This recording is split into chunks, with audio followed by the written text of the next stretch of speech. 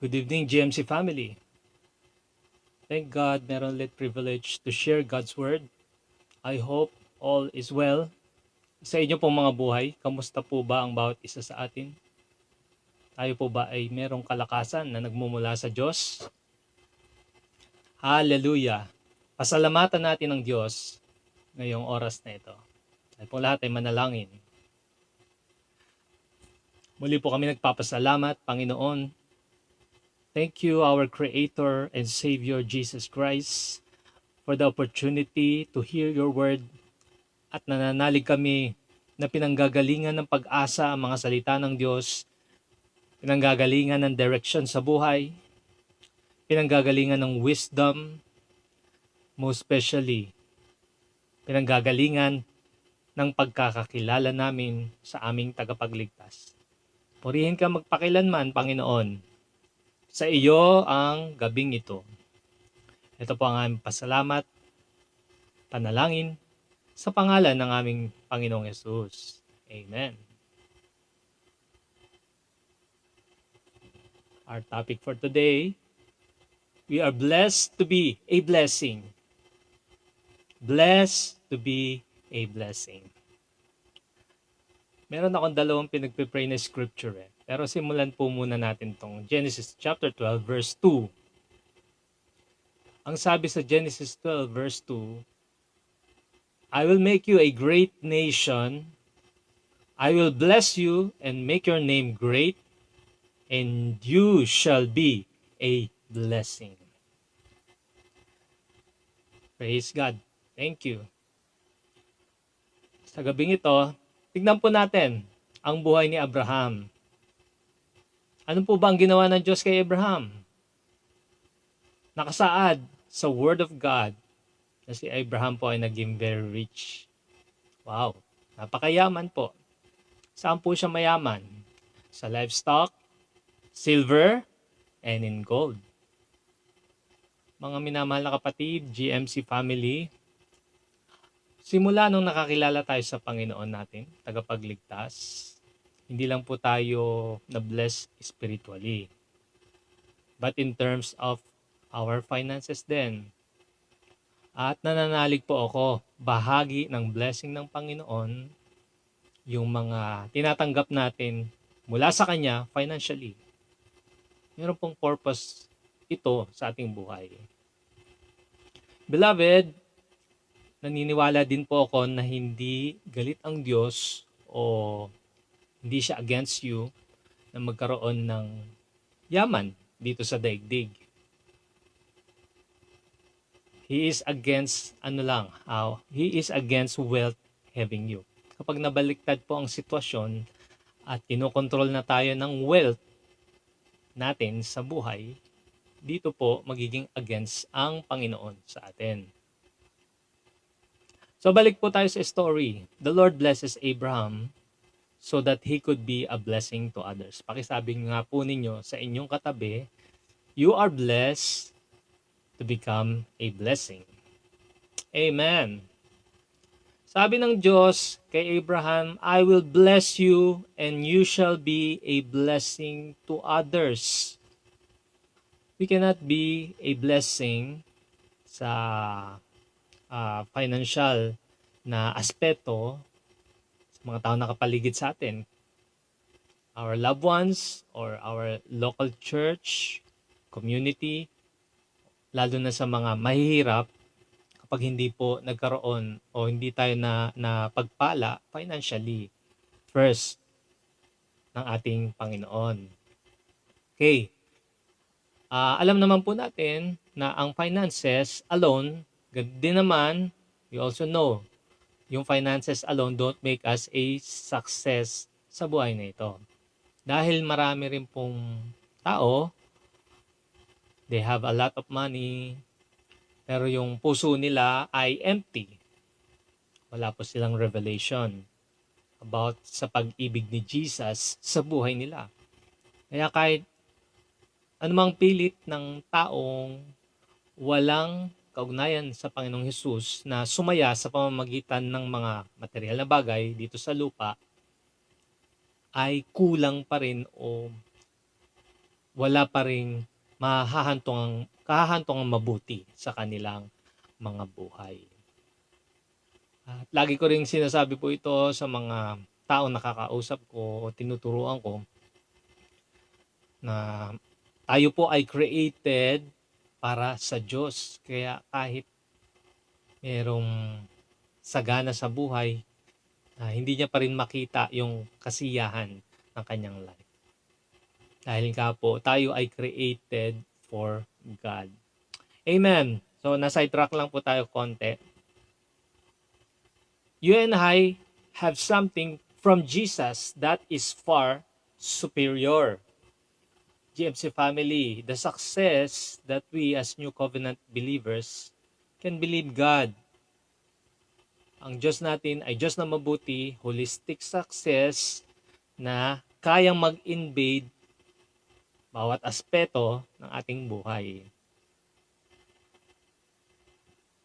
What keeps us safe for financial success is when you know that your blessings come by Jesus' unmerited favor. Sabihin po natin, unmerited favor. When we have that revelation, we will no longer be preoccupied with having money because we will be occupied with the Lord or preoccupied with the Lord. At nakakagulat sa maraming pagkakataon, the more na nabababad po tayo sa ating pagtitiwala sa Panginoon, ay may dumarating o ibinibigay ang Diyos na provision sa atin. At yan yung isa sa mga ikinikilos ng Diyos sa atin na mahimala sa ating mga buhay araw-araw. Money follows after you if we are occupied with Jesus. Amen. It is because when we seek first the kingdom of God and put Jesus, His righteousness, and not our own righteousness, yung kapayapaan, yung kagalakan, ay nagiging priority sa ating buhay. Pinangako na salita ng Diyos na lahat ng material na bagay ay susunod or will follow in our lives. Alam ko po marami sa atin ang makakapagpatotoo sa mga bagay na ginawa ng Diyos sa ating life. Although minsan may mga parang pumapalpak na pagkakataon sa life natin, thank God na meron pa rin at mas marami pa rin ang mga pwede nating i-testify about God's faithfulness sa atin in terms ng ating mga pangangailangan, most especially yung sa financial area natin. The Lord will give you the money with mission. So ito po yung isa nating dapat tandaan sa pag-aaral natin ngayon. Bibigyan po tayo ng Panginoon ng salapi, pero may kasamang mission ito. Sabihin po natin, mission. Money with mission. Ano pa po? And prosperity with a purpose. Yung ating pagsagana ng may purpose. Dahil you can be a vessel to bless others. Ikaw po yung magiging channel ng blessing ng Panginoon para sa iba. Ang ebanghelyo o ang mabuting balita ay maipapahayag. Ano po pong pwedeng magawa kapag na-bless tayo financially? Pwede tayo makapagpatayo ng mga buildings na kung saan magtitipon-tipon ang mga taong gustong makakilala at patuloy na mailapit sa Panginoong Hesus na kanilang tagapagligtas. Ano pa po ang pwedeng magawa kapag tayo ay na-bless in terms na makita natin to nag-materialize financially? Precious lives can be touched. Pwedeng mahipo ang mga taong nasa paligid natin, maabot ng ebanghelyo. Ang mga nagugutom, pwede rin po natin silang mapakain. Yung mga makasalanan ay pwedeng ma-born again. Yung mga may karamdaman ay pwedeng gumaling. Paghayo natin yan, kailangan natin ng pamasahe, magpunta sa ospital para ipag-pray yung mga may sakit. Pwede rin tayong mag-aabot tayo sa kanila, pangdagdag tulong financially. Ayan po yung magiging purpose kung bakit ipaparating ng Diyos ang financial sa ating buhay. Marriages can be restored. Yung mga married people, pwedeng manumbalik, pwedeng magkaroon ng healing sa kanilang buhay kapag dinalhan natin sila, pinuntahan natin sila, nakasama ang mabuting balita, ang mga pangungusap ng Panginoong Hesus sa kanilang buhay. Kaakibat ang financial support sa mga pinupuntahan nating lugar o sa mga taong humahayo sa ministry o kahit saan pa man. Amen. The covenant that God extended to the world is not only spiritual, but includes material wealth, health, and peace. May tatlong bagay po. Yung wealth, yung health, and peace. At ginagamit niya po ang kanyang church o yung iglesia niya. Tayo po, ang katawan ni Kristo, ginagamit niya tayo. Isang napakagandang pribileyo na ikaw at ako ay may responsibilidad na magkaroon ng partnership kay Lord. Pakisabi nga po, I have a partnership with God.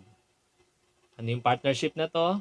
Partnership with Him in ministering to the world's spiritual and material needs. Sabi po sa 2 Corinthians chapter 9 verse 8, God is able to make all grace abound to you, that ye having all sufficiency in all things may abound to every good work. Nagtuturo po ang salita ng Diyos. Tingnan po natin yung maganda, biblical prosperity. Ito po ay nagtuturo sa atin na huwag tayong maging selfish. He wants us to abound for every good work. Most specifically for people to have divine revelation of Christ. Habang minumuni-muni po natin ang mga salita ng Panginoon, ito po ang maging puso. Maramdaman natin yung tibok ng puso ng Diyos kung bakit tayo binless financially, spiritually, merong purpose. Lalong-lalo na po para sa mga taong hindi pa nakakilala sa Diyos. Pwede tayong gamitin ng Panginoon, pwedeng mag-manifest sa ating buhay ang dalawang bagay nito, blessed spiritually and financially, may kalalagyanan ang pagiging pinagpala natin sa Panginoon. Okay, He wants us to abound for every good work, most specifically for people to have divine revelation of Christ. Kaya, mga minamahal na kapatid, yung biblical prosperity teaches us not to love money. Instead, tinuturuan tayo nito to use money. Instead, use money to love people. Mamahalin natin ang mga tao na nakapaligid sa atin. I pray, mga kapatid, DMC family, may it be settled in our heart that it is God's grace for us to be a financial success and to have more than enough to bless others. So, iiwan ko sa inyo ang ilang bagay na pangungusap na ito. Tingnan din natin yung Ephesians na nagsasabi that we are being blessed in the heavenly realms with Christ. Ito yung standing natin ngayon sa Panginoon. Yung spiritual blessing natin ay yung ating redemption, ating forgiveness, yung ating pagiging body ni Christ, Siya yung ulo, tayo yung katawan. Itong lahat ng ito ay pagpapala mula sa Panginoon, yung katubusan natin. At kayo po ang makipag-usap sa Panginoon kung in case na pagkakatiwalaan kayo sa aspeto ng financial ng Panginoon, alam nyo na kung saan ninyo gagamitin to, hindi lamang para sa ating sarili, hindi natin mamahalin ng pera, hindi tayo kukontrolin ng pera, may magandang kalalagyan ang perang pagpapala ng Panginoon sa ating buhay. Hallelujah! Masettle sa ating puso sa pamamagitan ng biyaya ng Diyos to be financially success and to have more than enough is to bless others. Meron tayong dapat tandaan, 2 bagay. Ngayong gabi, we are blessed spiritually to testify about Christ's redemptive plan for all. Yung pagliligtas ng Panginoong Hesus, yung pag-ibig niya, yung kabutihan niya. Ibabalita natin sa tao na dahil kay Kristo may kapatawaran ang kasalanan. Gagamitin tayo ng Panginoon. Tayo magiging vessel niya to preach the gospel. And kung may pangangailangang pisikal ang mga tao, kaya rin ipadaan sa atin ng Diyos ang blessing financially to share physical needs to people. May dalawa po tayong dapat tandaan at ma-apply sa ating buhay. Makita natin na ang lahat ng itong gawa ng Diyos sa ating buhay ay may divine purpose sa ating lahat. Amen. So purihin po ang Panginoon. Maraming salamat sa Diyos sa ilang bagay na ating napag-aralan ngayong gabi. At pagkatapos po nito, makipag-usap rin po kayo sa Panginoon kung saan niya kayo nililid, kung anong terms or ano yung way niya, kung tayo hahawak financially, tayo maging success sa buhay na ito, alam natin kung saan natin dadalhin, hindi lang para sa ating sariling mga pangangailangan, kundi para sa Ebanghelyo, maiusad ang balitang kay ganda para sa lahat ng tao. Amen. Thank God. Maraming salamat po sa Diyos. At muli, i-close po natin ang gabing ito sa pasasalamat, papuri sa ating Panginoon. Tayo pong lahat ay manalangin. Dakilang Ama, sa mga napag-aralan namin ay nagpapasalamat ang bawat isa sa amin dito sa buhay ni Abraham, kung paano mo siyang pinagpala, naging sagana, ay naging daluyan din siya ng pagpapala sa iba. Maraming salamat po, Panginoon, dahil isa sa mga greatest na pagpapala, hindi lang sa physical na tinanggap ni Abraham, kundi ang greatest blessing ay maging blessing siya sa lahat ng nations of the world. Dahil sa binhi, dahil kay Kristo na yung minamahal na anak. Salamat po.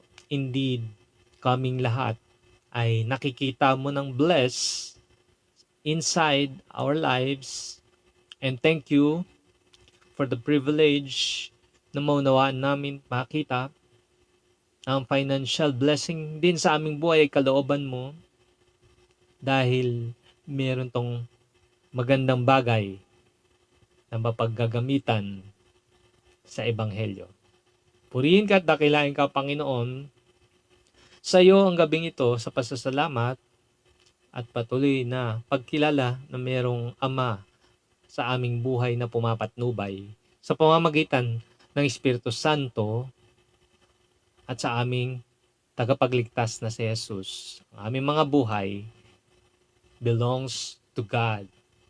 We worship you and we praise you in Jesus' name. Amen. Purihin ang Diyos. Maraming salamat po sa inyong lahat, mga GMC family. Kung meron kayong mga prayers, requests, you can send it via message Magpe-pray po kami. Pagtulungan tayo. We are one. We are family. We are body of Christ. Thank you, Lord. Ang ating Panginoong Hesus ay babalik muli at siya yung ating inaantabayanan sa buhay na ito. So, isang magandang gabi at maayos na pagtulog sa atin pong lahat.